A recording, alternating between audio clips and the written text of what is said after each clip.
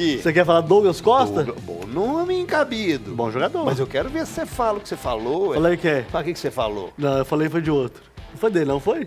Olha Falei aí, já tá derrapando Não. lá. Ó. Cara, o Douglas Costa é um bom jogador, cara. É um jogador que, ainda mais com as opções que o Cruzeiro tinha até a temporada passada, quando você vê o Cruzeiro tentando ir no mercado para contratar jogadores, né, que tiveram ou têm uma carreira sólida, uma carreira consolidada, o Douglas Costa, gente, ele jogou até outro dia com o Cristiano Ronaldo na Juventus, né?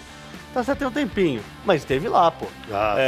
A saída há muito tempo, né, Cabelo? A saída dele do Brasil nessa última é que foi um pouco conturbado, porque ele quis casar e tal, no meio do rolê, e aí deu ruim, né? Mas a verdade, o CJ, é que o Gris pode até falar melhor, porque ele viu o Douglas Costa lá nos Estados Unidos na última temporada, né? Na MLS, jogando pelo Galaxy.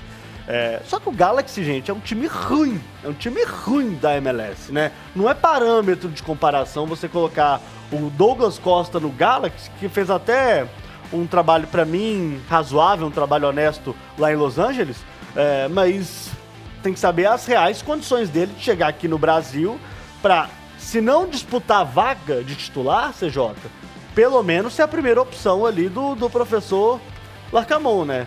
Então, a minha dúvida é com relação a esse momento em que o Douglas Costa está na carreira dele. Ele vai vir pra querer jogar bola?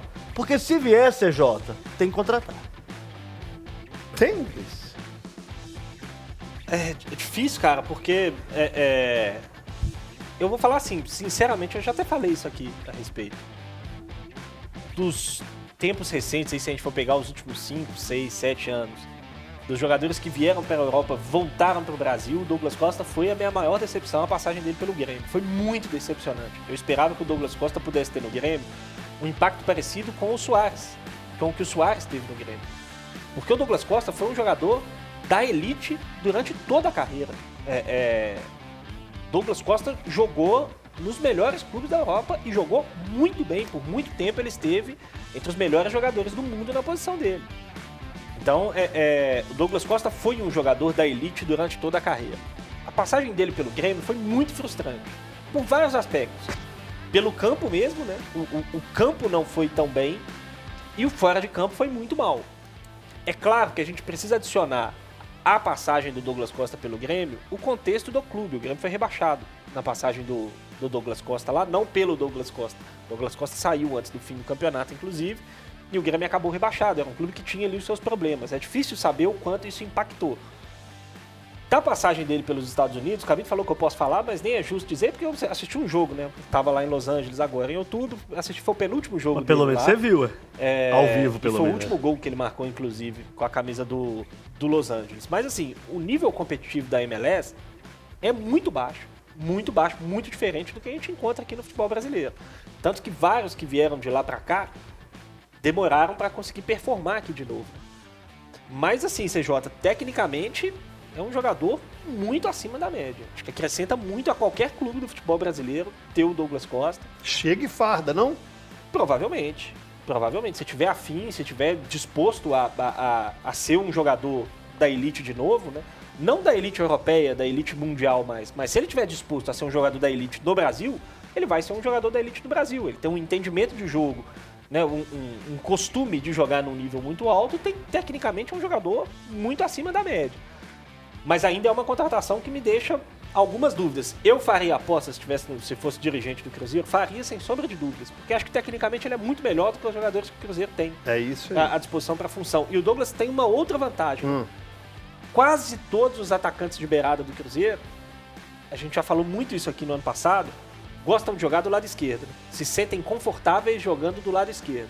Todos, quando vão jogar do lado direito, jogam ali meio torto. E o Douglas não, né? O Douglas gosta de jogar do lado direito. Então acho que é uma posição onde o Cruzeiro não tem hoje um dono ali. Matheus Pereira não joga ali? Joga, mas pode jogar pela esquerda, pode jogar mais por dentro. O Matheus é um jogador mais versátil, né? Ele o pode se Nicão aproximar jogava ele por pode ali, mas não conseguiu jogar no ano passado. O Matheus Pereira ele pode se aproximar mais do Douglas Costa, caso, né, ele seja contratado. Gente, ele não precisa ser necessariamente esse jogador de lado. Ele pode ser um jogador mais centralizado, mas que apoia um pouco mais do lado direito. Não tem problema nenhum. Caso o Douglas Costa venha, caso o Douglas Costa seja contratado, é uma contratação que muda o perfil dos jogadores que o Cruzeiro trouxe até então. É um degrau a mais. Sobe o nível. Nós falamos de Matheus Pereira ano passado, no meio do ano, falou, olha, é um jogador diferenciado e tal, beleza. Foi no final do ano que o torcedor enxergou isso. Eles estão na mesma prateleira. Pois é.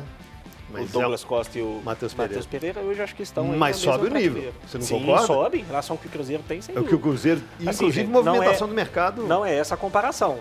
Recente. Mas porque não é essa a jogada que o Cruzeiro está fazendo de sair um entra outro. Mas a gente está falando de... Na semana passada, o Cruzeiro emprestou o Paulo Vitor pelo Novo Horizontino. Nessa semana pode estar contratando o Douglas Costa. Olha aí. É uma diferença, sim. Absurdo. Brutal. Renovação de William, interesse de renovação de Marlon, permanência desses jogadores, trazer o que já trouxe, trazer o Romero de volta. O que eu estou querendo dizer com isso, torcedor? É que em 2024 o degrau subiu. E aí vocês vão se lembrar que Pedro Martins, todo o staff do Ronaldo, eles falaram, gente, é um projeto mais a médio prazo. Exatamente. Não imaginem que nós vamos chegar aqui e salvar. Então é um degrau a mais que vai subindo. Bom, isso pode dar certo? Pode dar errado. É o futebol. Exatamente, é pode o futebol. também. Mas é diferente a movimentação. Mas eu falei Do isso Cruzeiro no na mercado. virada do ano, né? O que mais está me surpreendendo no Cruzeiro, nessa temporada, é a distância das contratações, né? O que eu quero dizer com isso? Os jogadores que estavam vindo, pelo menos para jogar a última temporada, eles tinham um nível ok, um nível, né, para jogar a Série A ali e passar alguma dificuldade, tá? Essa temporada não. Essa temporada você vê um tom a mais dessa diretoria do Cruzeiro com relação ao planejamento por causa do nível dos jogadores. Ô, gente, você ir lá no Leão e trazer, por exemplo, o Dineno, né, por mais que ninguém conheça, o número do Dineno, por exemplo, O Leão era o... campeão da Conca.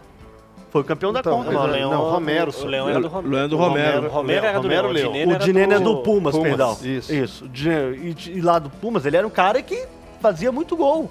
O próprio Lucas Romero, né? Então, o Cruzeiro ele tá um pouquinho mais ousado em relação à última temporada e isso deixa o torcedor um pouco mais tranquilo, CJ. Eu, pelo menos, na bolha das redes sociais, eu sinto o torcedor do Cruzeiro um pouco mais calmo com o time que está sendo montado para essa temporada. Guardada as devidas, né, diferenças em relação ao que os outros estão fazendo também, mas pelo menos eu vejo o torcedor do Cruzeiro mais calmo.